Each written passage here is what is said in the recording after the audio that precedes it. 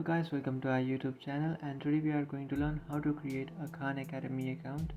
So let's get started. So if you want to create a Khan Academy account, what you can do is just open up your browser. After opening up your browser, in search bar you can search for Sign in Khan Academy. After searching for Sign in Khan Academy, you will find this first option which says Login into Khan Academy. Just tap on that, and after tapping on that, now you just have to scroll down, and here you can find Need a Khan Academy account, create an account. Just tap on create an account, and after tapping on create an account, now you have to select a type. So if you are a learner or a teacher or a parent, so select a option, and after selecting that, now you have to select your date of birth. After selecting your date of birth, now what you can do is just, so if you want to create an account using your Google or with your Facebook, or if you want to create an account with your Apple, you can do that.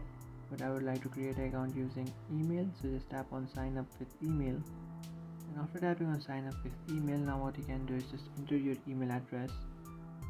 After entering your email address, you just have to enter your first name and your last name, and then create a password for your account. After creating a password, just tap on sign up, and after tapping on sign up, here you can see I've successfully created an account.